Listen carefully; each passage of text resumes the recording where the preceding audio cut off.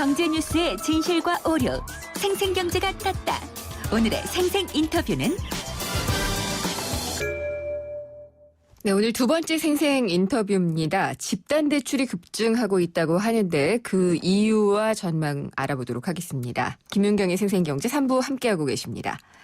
분양시장에 올 들어서 상당히 활기를 띠었다라고 하고 있는데 너무 활기를 띠었는지 미분양 물량도 많이 늘어나고 있다고 합니다.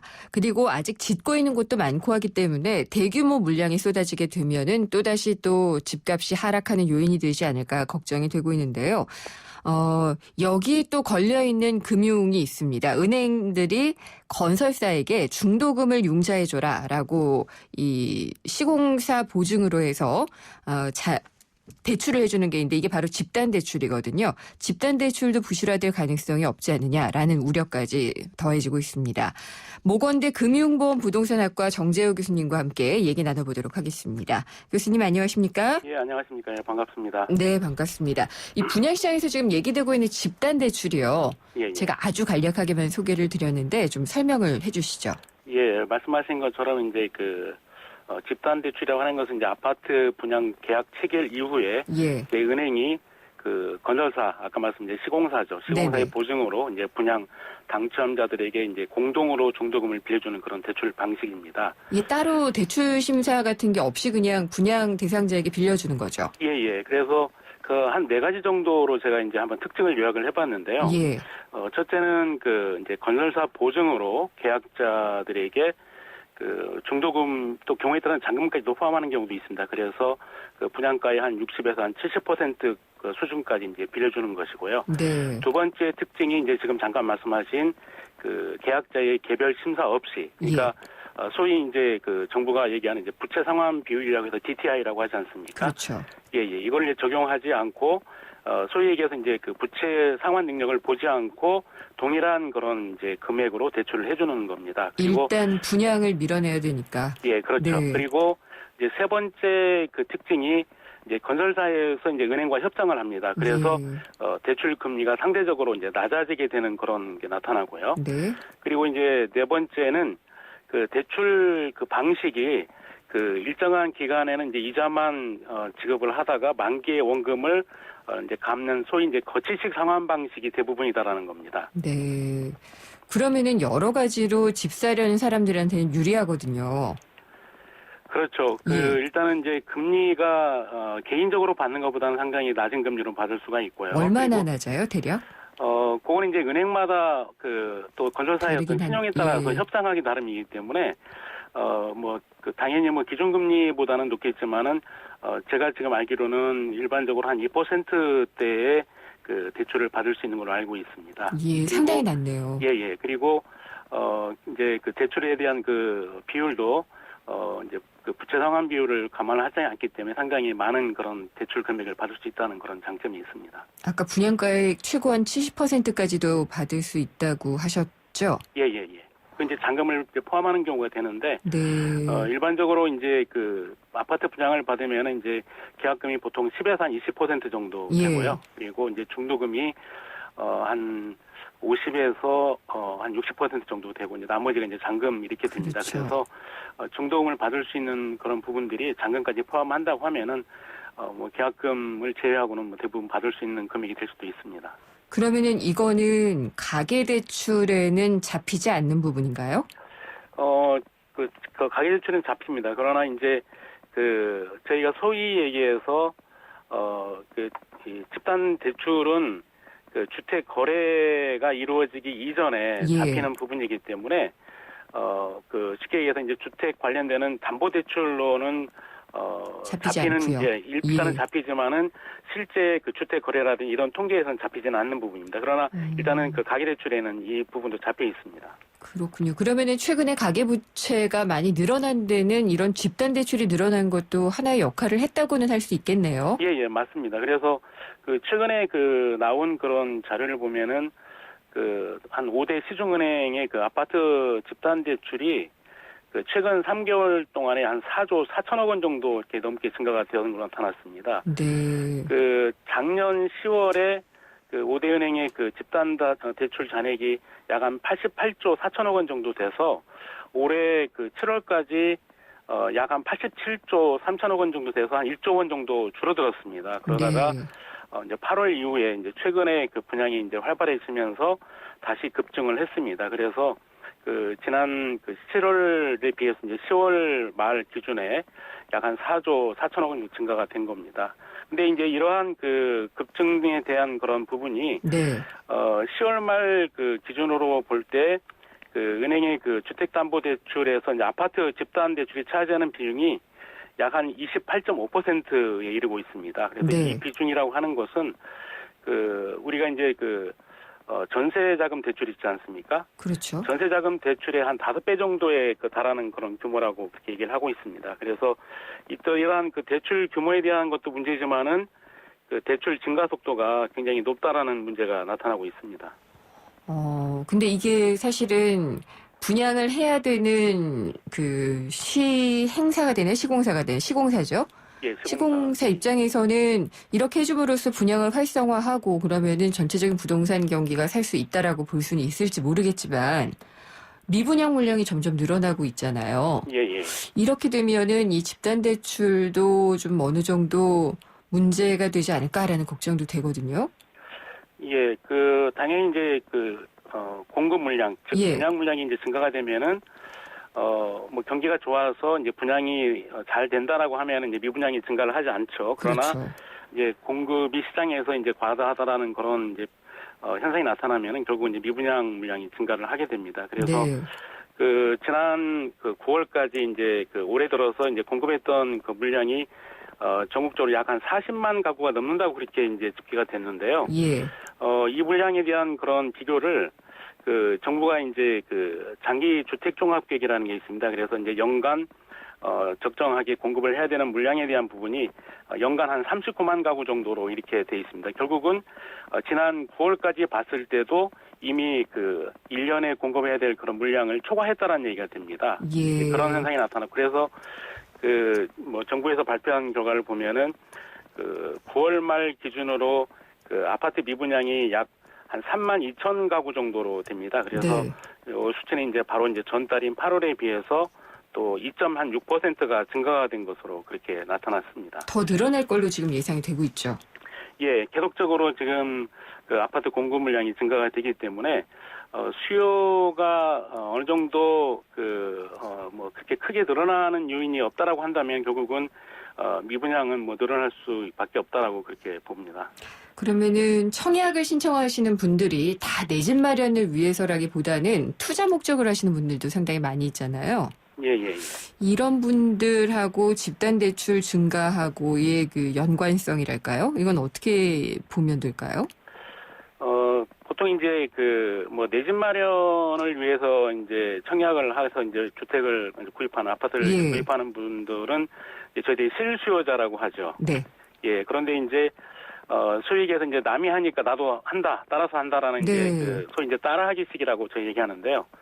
그러한 어떤 투자나 또는 이제 일부 뭐 투기 목적으로 해서 집단 대출을 받는 그런 분들이 상당히 있는 것으로 그렇게 파악이 되고 있습니다. 그래서 문제는 이제 그 분양을 해서 보통 그 입주를 하기까지의 그런 그 기간이 한 2년 반에서 3년 정도 소요가 됩니다. 그래서 네. 만약에 이제 입주를 할 앞으로 2년, 3년 후에 분양가보다 실제 그 아파트 가격이 낮아졌다라고 한다고 하면은요. 그리고 지금 이제 좀 우려를 하고 있는 이제 금리가 인상될 것이라는 그런 전망들이 있기 때문에 그 되면은 결국 이제 대출 이자에 대한 부담이 커지고 예. 아파트 가격은 낮아지고 그러면은 결국은 그 아파트 구입을 이제 포기하는 그러한 상황들이 발생될 수 있기 때문에 결국은 이제 대출에 대한 부실로 이어질 수밖에 없다라고 봅니다. 그러면은 투기 목적으로 집단 대출을 받았던 분들이 금리도 오르고 집값도 떨어지고 뭐 이렇게 되면은 이 대출을 잘 상환을 못 한다든지 나몰라를 한다든지 하면은 부실화가 될 수가 있잖아요. 그렇죠. 예, 예. 예, 예. 이게 이제 또 걱정의 목소리를 키우는 것 같아요. 예, 예. 특히 이제 이제 전세를 만약에 이제 해서 이제 전세 보증금을 받는 경우 같으면은 전세 보증과 뭐 일부 이제 대출이 껴있다고 하면은 오히려 시세보다도 더 낮은 그런 상황이 된다고 하면은 결국 네. 이제 깡통 아파트라는 표현을 쓰죠 저희들이요. 그래서 네. 그러한 사태가 발생이 되면은 그 아파트를 이제 포기하는, 그래서 이제 경매에 나오게 되고 네. 뭐 부실화될 수 있는 그러한 소지들이 상당히 많이 있을 수 있다라는 그런 가정을 해봅니다. 그러면은 지금 가뜩이나 뭐 기업 대출도 부실화될 우려 있다, 가계 대출도 부실 우려 있다, 다 이렇게 얘기를 하고 있잖아요. 예. 가계 대출에 속한다는 이 집단 대출도 부실화가 된다. 그러면 금융권에서는 당연히 좀 조이기 시작할 것 같아요. 예, 지난 그 뭐 7월에 이제 정부가 그 현재 그 대출 방식이 이제 거치식 상환 방식을 이제 원리금 고정금리로 하는 이제 예. 원리금 빈종 방식으로 예. 이제 사실은 유도를 하는 대책을 발표를 했습니다. 근데 예. 실제로 이제 저금리 시대에서는 단기간을 본다고 하면은 그 오히려 이제 변동금리 방식이 훨씬 더 유리할 수가 있습니다. 그래서 그러한 어떤 그 유도가 사실은 좀 잘 되지 않는 부분도 있고요. 네. 저희가 그 과거 2012년도죠. 뭐 유사한 그런 사태가 있었는데 그 예. 당시에 이제 집단 대출이 증가를 했었고, 그리고 그 당시에 그 뭐 금융 위기로 인해 가지고 그 상당히 어려운 그런 부동산 시장이 어려운 시기를 겪은 적이 있습니다. 그래서 네. 당시 이제 금융 당국에서 그 집단 대출이라고 하는 것을 이렇게 딱 정의를 했습니다. 이거는 이제 시공사, 건설사가 보증을 해서 아파트 담보라는 게 있다라는 거죠. 그리고 당시 이제 그 건설 경기 활성화라는 그런 이유 때문에 네. 조금은 이제 뒤늦게 그런 이제 부실 위험에 대해서 인식을 하고 예. 그 신용 불량자에 대한 잠재적 신용 불량자라고 하죠. 이제 그래서 알겠습니다. 부채 구조에 대한 개선 방안을 발표를 했습니다. 그래서 2012년도에 이제 기억하시겠지만은 그 뭐 프리 워크아웃이라고 예. 해서 사전 채무 조정 제도를 추진했던 적이 있습니다. 그래서 최근에 이제 그 시중은행에서 또 정부의 그런 그 뭐 어떤 지시라는 그런 것보다는 예. 이러한 어떤 움직임에 의해서 뭐 자발적인 자율적으로. 그런 대출 심사를 예. 좀 강화하는 그런 경향이 나타나는 거 아닌가라고 생각을 합니다. 알겠습니다. 이게 또 부동산 시장에 미칠 영향까지도 궁금하긴 한데요. 여기까지 여쭤봐야 될 것 같습니다. 감사합니다. 예, 감사합니다. 모건대 금융보험부동산학과의 정재호 교수였습니다. 불에 타 허물어진 낡은 벽. 그 벽을 파고드는 찬바람에 다은이의 두 볼은 언제나 파랗게 물들어 있었습니다. 그런 다은이의 두 볼을 녹여준 건 좋은 이웃들의 따스한 손길이었죠. 당장이라도 무너질 듯 위태롭던 집이 튼튼한 새 집이 되었습니다. 다시 만난 다은이의 볼은 행복한 웃음으로 붉게 물들었네요. 우리 아이들의 행복한 변화, 누가 만들까요? 여러분이 좋은 이웃이 되어주세요. 후원문의 1599-0300 굿네이버스. 비가 옵니다. 비 오는 날은 대리기사님들이 적게 출동하니까 상담원 소연이도 바쁜 날이에요. 하지만 저에게는 아직 12분의 기사님이 남아있지요. 대리운전은 지금부터다. 좌우로 정렬 2588 눌러줘요 2588 잠시 후 생생경제 4부 이어집니다. 골든 포트폴리오 그리고 글로벌 경제 이슈 코너가 준비가 되어 있습니다. 광고 듣고요. 4부에서 뵙겠습니다. 찬바람이 부는 요즘 건설 현장에서의 안전점검 이상 없으신가요? 건설 현장은 높은 곳에서 이뤄지는 작업이 많고 날씨의 영향을 많이 받다 보니 크고 작은 재해가 끊이지 않고 있는데요. 특히 최근에는 외국인과 고령의 근로자들이 건설 현장에 많이 유입되면서 그 우려가 더 커지고 있습니다. 건설재해 예방을 위해서는 첫째, 근로자는 안전보호구를 꼭 착용하고 작업장 내 안전수칙을 준수해야 합니다. 둘째, 사업주는 규정에 맞게 안전시설을 설치하고 정기적으로 안전교육을 실시해야 합니다. YTN 라디오 스스로 산재예방 캠페인은 고용노동부와 안전보건공단이 함께합니다. 라디오 자산 골든클럽. 특별한 자산 컨설팅을 원하십니까? 맞춤형 금융 포트폴리오 정보가 있습니다. 골든 포트폴리오. 네, 골든 포트폴리오 시간입니다. 김창수 하나은행 사업구종 골드클럽 PB센터장이 전화 연결돼 있습니다. 안녕하십니까? 네, 안녕하세요. 네, 오늘 자산가 VVIP를 위한 골든 포트폴리오 어떤 분의 어떤 사연을 소개를 해주시나요? 네, 오늘은 성격상 투자 성향을 좀 소심하지만은 예. 그렇지만 실제 투자는 굉장히 적극적인 50대 부부의 사연이에요. 이 예. 천성을 거스르는 투자를 하고 계시군요. 예. 네. 그러니까 이제 뭐 부모님께서 뭐 상속을 받아서 부동산이 있고요. 거기서 나온 임대 수입으로 생활을 하고 거기 뭐 그 부동산이 또 일부 또 뭐 매각이 돼가지고 한 30억 원 정도의 자산으로 이제 투자 상품에 주로 운용을 하고 있습니다. 이분은요. 네. 이분은 제가 상담을 해보면 상당히 보수적이고 굉장히 소극적이신 분이에요. 굉장히 좀 소심하면서도. 근데 투자는 결국엔 굉장히 적극적으로 그래요? 하시더라고요. 네. 그러다 보니까 약간의 어떤 시장 분위기에 약간 휩쓸려서 투자를 하게 되는 경우가 많고요. 예. 그러다 보니까 손실을 많이 보고 또 손실을 많이 하려고 또 투자를 하다 보니까 또 적극적이 되고 또 손실을 보고 뭐 그런 식으로 해서 이 투자에 대해서 굉장히 두려움도 있으면서도 고민이 많은 그런 부분이었습니다. 아, 근데 어떻게 소심한데 그렇게 공격적인 투자를 하실까도 궁금하기도 하고요. 예. 그다음에 손해를 많이 보시다 보면은 특유의 조심성 같은 게 좀 나오지 않을까요? 뭐 그렇죠. 예. 뭐 어떻게 보면은 그분의 내면의 원래 본성일 수도 있고요. 아, 네. 뭐 그렇지만 또 아니라 이제 또 정확하게 얘기하면 어찌 보면 또 약간 우리가 보통 말해 기가 얇다고 하시는 네, 네. 그런 분일 성향일 수도 있고 어떤 좀 굉장히 좀 이런 분이 이제 사실 투자를 성공하기가 좀 어려운 성향의 분이라고 볼 수 있어요. 이런 그러면 분들은요. 이분 같은 경우에는 적극적인 투자 어떤 식으로 하고 계신가요? 뭐 일단은 지금 현재 제가 이제 만나기 전에 이제 이분이 한 30억 원 정도로 부부 명의로 나눠서 투자를 했었는데요. 네. 뭐 국내 주식형 펀드에 8억, 뭐 해외 주식형 펀드에 3억, 그다음에 주식형 그러니까 주식 혼합형 펀드에 10억, EL에서 3억, 유동성 6억 정도를 가지고 있었습니다. 네. 물론 이 유동성도 예전엔 주식형 하다가 주식을 투자하다가 좀 손실을 보고 손절매한 자금이었고요. 그래서 이제 뭐 그 뒤에 뭐 주식형 펀드 비중을 좀 줄이고 혼합형 펀드로 ELS로 그나마 갈아타서 이렇게 된 거고요. 이런 상태에서도 이제 마이너스가 한 10% 정도 될 정도로 수익이 좀 부진한 상태로 있습니다. 거의 주식 펀드에 투자를 하고 계시네요. 네, 그렇습니다. 지금 전 세계 금융시장이 불안하잖아요. 네. 이런 시기에 뭐 국내외 주식형 펀드 이렇게 투자를 많이 하는 게 적절할까요? 뭐 글쎄요, 뭐 적절하다 안 적절하다는 사실 그거는 이제 나중에 가봐야 알겠지만은. 그렇죠. 오래 하면 또 달라지죠. 예. 네, 그렇지만 이제 결국은 이분의 성향에 따라서 말하자면 지금은 사실 굉장히 다들 그렇지만 투자하기 정말 어려운 시기거든요. 그렇죠. 뭐 그리고 이제 그래서 이제 저희가 뭐 고객분들한테 자꾸 얘기 드리는 게 뭐냐면 이제까지는 뭐 어찌 보면 우리나라가 인플레이션에 익숙한 그런 투자를 하셨다면 이제는 어찌 보면은 이런 디플레이션한테 어려운 시기, 우리가 보통 저성장 저금리라고 그러지 않습니까? 네. 그렇죠? 이런 시기에 어떤 정체를 받아들이고 이런 것들을 이해하는 게 정말 필요한 시기인 것 같아요. 그래서 목표 금리를 좀 지금 현재 정기예금 금리의 한 1%에서 여기서 한 3배 정도 되는 한 3, 4%대 또는 3에서 한 5%대의 목표를 맞추는 게 정도로 좀 필요한 것 같고요. 네.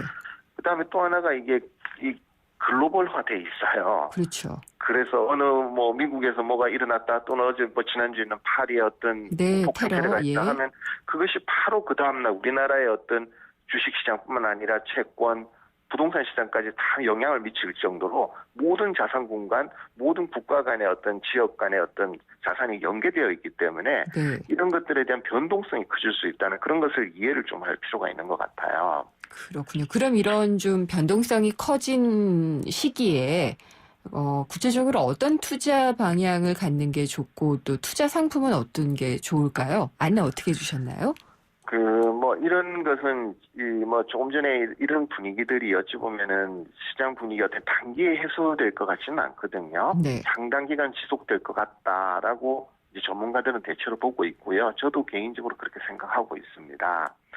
그래서 어쨌든 단기적으로는 보수적인 스탠스를 좀 취하는 게 좋을 것 같고요. 예. 그리고 유동성을 충분히 확보해가지고 어떤 변동성을 관리하면서 그렇지만 이 변동성이라는 건 양면의 칼 같아요. 이렇게 예. 떨어질 수도 있지만 또 유동성이 있는 분은 또 싸게 살 수 있는 기회가 그렇죠. 주어질 수도 있거든요. 네. 그리고 또 요 한 5년 사이에 보면은 이 시장은 불안하지만은 국가가 그 시장을 떠받는 이런 시장이기 때문에 박스권 장세를 유지하고 있거든요. 네. 그래서 지금도 무너지지만 어찌 보면 좀 더 무너지면 다시 저점 매수가 가능할 것 같고요. 그러면은 좀 단기적으로 한 3%, 5% 정도 수익을 낼 수 있는 시장의 여건이 굉장히 기회가 많이 주어지고 있어요. 네. 만약 그렇게 된다면은 이거는 1년치의 수익을 한꺼번에 얻는 거지 않습니까? 그렇죠. 예, 그래서 결국은 시기를 노려서 어떤 치고 빠지는 작전으로 수익을 조금씩 쌓아가는 전략이 굉장히 유효해 보이고요. 그리고 이제 또 금리가 어쨌든 미국의 금리를 좀 12월에 올린다는 게 기정사실화되어 있지만은 또 뭐 그거는 어떻게 될지는 잘 모르겠지만 어쨌든 앞으로는 금리가 조금 올릴 가능성이 있어요. 네. 그럴 때를 대비하면은 이 채권은 이렇게 금리가 올라가면 손실을 나기 때문에 이거 좋지 않고요. 또 정기예금도 이런 낮은 금리를 1년 동안 유지하면 금리가 올라가면 손해지 않습니까? 네. 그렇죠? 그러니까 장기적인 정기예금도 그렇게 권하고 있지 않고요. 그렇기 때문에 차라리 단기나 장기 금리 차이가 없기 때문에 유동성 상품인 MMF나 뭐 MMDA 같은 상품을 가지고 기다리거나 네. 아니면은 정기예금보다 조금 더 주면서 알파 금리를 주는 3개월 단기 채권 같은 거를 하시는 게 더 유리하게 보이고요. 네. 그리고 이제 또 반대로 이제 이런 시기가 어찌 보면 트렌드가 좀 바뀌고 있는 시기이기도 해요. 그렇기 때문에 미래의 어떤 장기적인 먹거리가 가능한 네. 그런 주식 같은 게 좀 저는 유효해 보이는데 좋게 생각되는데요. 그런 것들을 지금 쌀 때 조금씩 사두는 것도 좀 좋지 않나 장기적인 측면에서 그렇네요. 그렇게 좀 생각이 듭니다. 예, 그러니까 앞으로 성장성이 보이는 주식의 종목들도 좀 사놓고 기다려보고 네. MMF나 단기 채권에 좀 투자를 하면서 상황을 변할 때마다 부지런하게 좀 대응하라는 말씀이시잖아요. 네, 그렇습니다.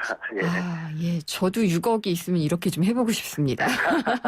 예, 예. 그러면 이분은 포트폴리오 변경을 좀 하셨나요? 예, 그래서 일단 이분한테는 우선 뭐 아까 얘기한 것처럼 투자 성향과 본인의 어떤 투자 여건에 맞는 투자를 하라고 제가 권해를 드렸고요. 네. 그래서 임대형 부동산이 벌써 있기 때문에 생활 자금이 필요하지는 않기 때문에 현재 보유한 자산을 어떤 목적으로 가져갈 거냐. 그냥 보존을 원한다면은 보존에 맞는 안전 자산을 하시고 네. 아니면은 이왕 장기 투자할 수 있는 자금이라면은 유동성 가져가 있다가 앞으로 향후에 가망성 있는 자산을 싸게 살 때 좀 보유하는 장기 투자로 가시라고 권해를 드렸습니다. 네. 그래서 이제 실제적으로 이번에 이제 그 주식형 펀드의 비중은 어떤 주식이 반등할 때마다 조금씩 줄여줘가지고 수익 실현 내지 손절매가 비중을 죽여주고요. 그 자산들을 채권 혼합형이나 ELS 같은 걸로 해서 어떤 예. 변동성이 있더라도 좀 수익이 날 수 있는 그런 자산 비중을 좀 늘려주라 그랬어요. 예. 그래서 국내 주식형 펀드 4억, 그다음에 해외 주식형, 선진국 주식형 위주로 해서 2억, 그다음에 국내 채권 혼합인데 절대 수익 추구가 가능한 펀드로 8억, ELS 6억, 네. 그다음에 나머지는 유동성 상품으로 가져가되 혹시나 뭐 보험 같은 상품도 한 2억 정도 해도 좋지 않을까 하는 그렇게 제안을 해드렸습니다. 예, 스튜디오 밖에서 좀 적고 계시는 것 같은 생각이 좀 드는데, 예, 예, 아주 좋은 투자 전략인 것 같다는 생각이 듭니다. 말씀 네. 감사합니다. 네, 고맙습니다. 김창수 하나은행 사업구정 골드클럽 PB센터장이었습니다. 대외 의존도 높은 한국 경제의 필수 지침, 세계 경제가 우리 장바구니에 미치는 영향. 글로벌 경제 이슈. 글로벌 경제 이슈 시간이고요. 이장원 연합 인포맥스 부장이 전화 연결돼 있습니다. 안녕하십니까? 네, 안녕하십니까. 너무너무 긴박하게 돌아가죠? 네, 그렇습니다. 글로벌 상황이. 네. 특히 저는 파리 테러로 놀란 가슴을 네. 부여안고 다시 또 이 국제통화기금 IMF에서 위안화를 네. 준비통화로 편입을 할 게 거의 확실하다. 이런 기사를 접했어요. 네. 그래서 기사들 찾아보느라고 토요일 아침 굉장히 바빴습니다. 토요일 아침에 IMF에서 그 이메일로 이제 발표를 하고요. 네. 외신들에 이제 나왔고, 이 발표 내용이 이제 오는 30일, 그러니까 앞으로 2주 정도 이제 남았는데, 이사회죠. 예, IMF 집행 이사회가 이제 열리고, 여기서 이제 큰 이변이 없으면 중국 위안화의 그 준비통화 편입이 결정될 것으로 보인다. 그러니까 IMF가 이제 정확하게 한 얘기는 중국이 그러니까 이제 IMF 실무진이 법원이 이제 볼 때 중국 위안화가 자유로운 사용, 거래 이런 조건을 충족했다고 판단했다. 그래서 실무진은 그 30일 열릴 이 집행이사회에 중국의 SDR 편입을 제한할 것이다. 이렇게 네. 이제 밝혔거든요. 그러면 이제 이 정도까지 얘기했으면 뭐 거의 편입이 되는 거죠. 예, 봐도 무방하고요. 그리고 크리스틴 라가르드 IMF 총재가 실무진 판단을 지지한다. 이렇게 네. 얘기했기 때문에 말씀하신 대로 거의 뭐 확실시 되고 있고요. 이렇게 되면은 이제 현재 그 SDR에 들어가 있는 게 미국 달러, 그럼 유럽의 유로화, 그 영국 파운드, 일본 엔화 이렇게 4개가 이제 구성이 돼 있는데 여기 이제 중국 위안화가 들어감으로써 네. 세계 5대 통화 중 하나로 이제 인정을 받게 되고요. 더 나아가서 이제 기축통화로서의 위상을 가지게 된다. 그러니까 기축통화라는 거는 국제 거래할 때의 이 결제 수단으로 이제 인정을 받는다는. 예를 들어서 무역을 하거나 이럴 때 기존에는 우리나라와 뭐 예를 들어 중국이 무역을 할 때 달러로 거래를 했지만 네. 앞으로는 위안화로 직접 거래를 할 수 있는 그런 지위에 오르게 된다. 이렇게 보면 되겠습니다. 이럴 줄 알았다라고 말하면은 좀 우습기는 하지만 네. 저는 그랬어요. 위안화를 우리나라와는 이제 또 직거래 시장도 열었고요. 네. 시진핑이 또 방미를 했었잖아요. 네네. 예, 그러면서 뭐 일부에서 아니다라고 얘기를 했지만 위안화 평가절하라는 정말 큰 카드도 쓰고 네. 했던 것이 네. 이 결과를 위해서가 아니었나라는 생각이 드네요. 예, 중국이 전략적으로 지난 8월에 예. 그 SDR 편입을 위한 절차를 이제 진행을 했는데 말씀하신 그 과정을 차곡차곡 진행해서 예. 연내에 SDR 들어가는 거 목표였는데 11월에 결국 들어갈 되는 수 있게 될 걸로 보이고요. 예. 뭐 차곡차곡 준비했다는 그 말이 정확한 말인 것 같습니다. 네. 우리나라는 그러면은 위안화가 이 IMF SDR 특별 인출권의 네. 화폐로 들어가게 된다라고 하게 되면은 우리나라 금융 시장에는 어떤 영향을 미치게 되고 또 경제는 어떤 영향을 미치게 되나요? 네, 일단 이제 좋은 점부터 좀 말씀을 드리면 이제 환율 안정성이나 외환 건정성에 좀 좋은 영향이 있을 걸로 보이고요.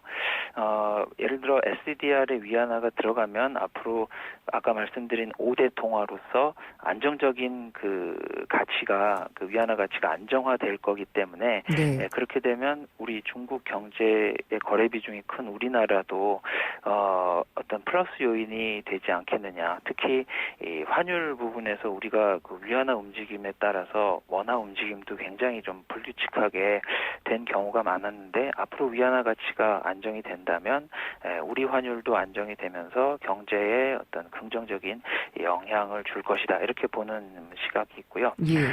우리가 중국과 통화스와프를 체결하고 있습니다. 현재 64조 원 규모 정도 되고요. 2009년에 첫 번째 계약한 이후에 계속 연장을 해오고 있는데 이렇게 위안화가 SDR에 들어감으로써 위안화의 위상이 강화된다면 우리 외환 건정성에도 좋은 영향이 있을 수 있다. 통화 스와프를 통해서 우리가 간접적으로 좀 혜택을 받을 수 있는 부분이 있다.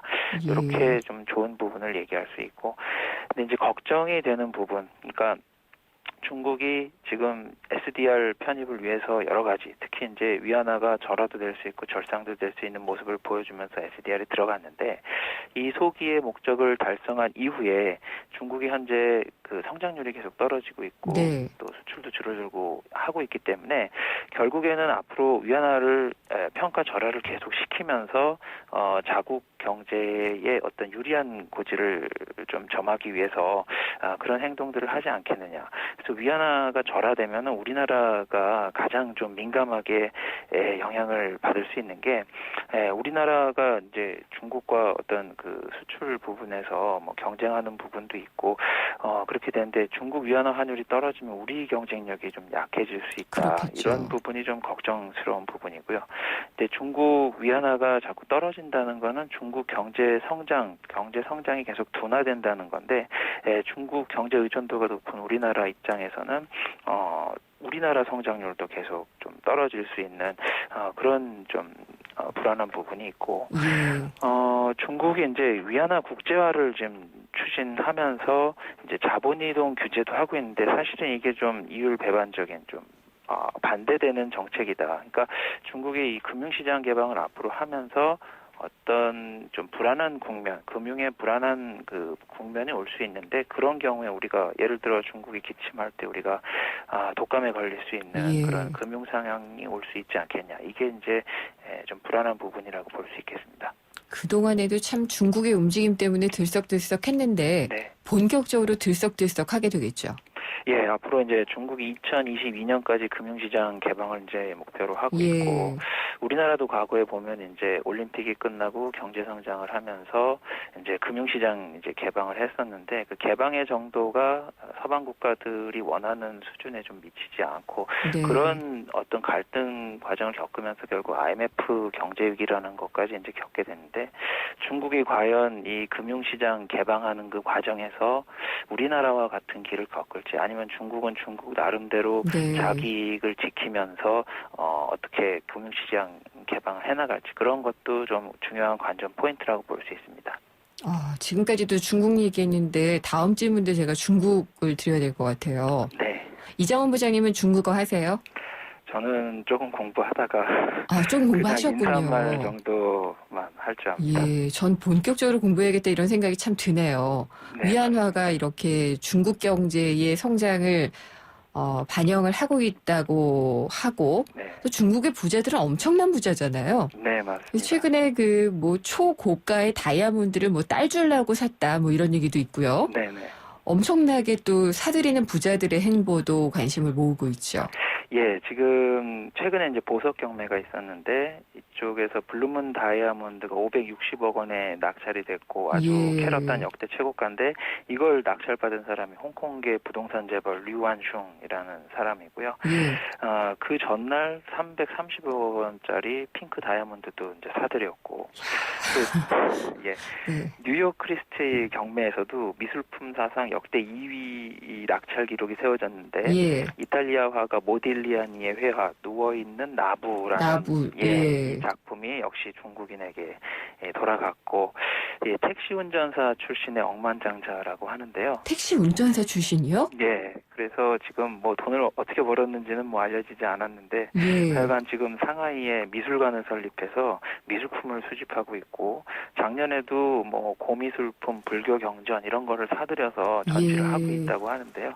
이번에 그 이탈리아 누워있는 나부 그 그림까지 이제 가져갔고 중국인들이 이렇게 그 미술품을 이제 사게 되니까 국제 경매 시장에서 중국어가 경매장의 공식 언어로 그러니까요.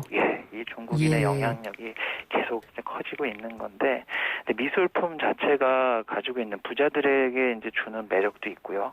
뭐 예를 들어서 증시 침체기에 이제 뭐 미술품 같은 걸 대체로 이제 네. 사게 되고 지금이 이제 그런 상황이고 지갑이 두꺼워진 중국인들이 이제 투자할 걸 찾다 보니까 이제 미술품이나 보석 이런 예. 것까지 이제 오고 있는데 뭐 재테크나 절세 수단, 뭐 세금을 좀 덜 내는 예. 회피 수단이 되기 때문에 앞으로 이제 그 지갑이 두꺼워진 중국인들이 세계 경매 시장에서 더욱더 좀 이름을 날리지 않을까 이렇게 네. 생각이 됩니다.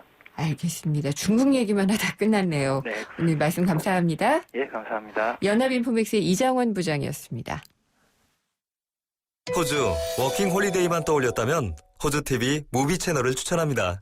세상의 중심에서 사랑을 외치던 영화 속 울루루. 호주는 카메라만 들면 영화가 되는 로맨틱한 곳이네요. 내 마음속엔 호주가 온에어되고 있다. 호주 시드니 브리즈번 주 10일의 운항. Excellence in Flight Korean Air. 대한민국과 프루지오가 함께 만듭니다. 누구나 부담 없는 뉴스테이에서 행복한 마을 공동체까지 당신이 더 행복한 뉴스테이. 동탄 행복마을 프루지오 12월 오픈. 1800-0277 대우건설. 금융회사에게 묻습니다. 안정적인 수익에는 뭐가 제일 중요할까요? 어떻게 해야 제 연금을 잘 키울 수 있죠? 미래에셋증권이 답합니다. 글로벌 자산 배분하세요. 세액공제로 절세 효과까지 준비된 연금 전문가 미래에셋증권. 투자 손실에 유의하세요. 11월 한 달 더 넥스트 스파크 살 땐 잊지 마세요. 하나, 하루 3,000원으로 부담 없이 사거나 둘, 삼성 기어 S2를 받거나 셋. 어떤 차종이든 3년 이상 된 차종 보유 고객은 20만 원 추가 할인까지. 전시장 및 홈페이지 참조. 선수율 15%, 금리 5.5%, 유효할부 48개월, 유효율 최고 70%, LS&T 모델 기준. Chevrolet, find new roads. 김윤경의 생생경제 4부 포스코 그리고 마지막 안주 숙취해소 캔디 키스립과 함께했습니다. 오늘 생생경제에서 마련한 선물 받으실 분은 7546님의 한 분이고요. 0554님께는 알칼리스 에이스 한 박스를 선물로 보내드리겠습니다. 오늘 준비한 수다 여기까지고요. 다음 시간에 찾아뵙겠습니다. 김윤경이었습니다.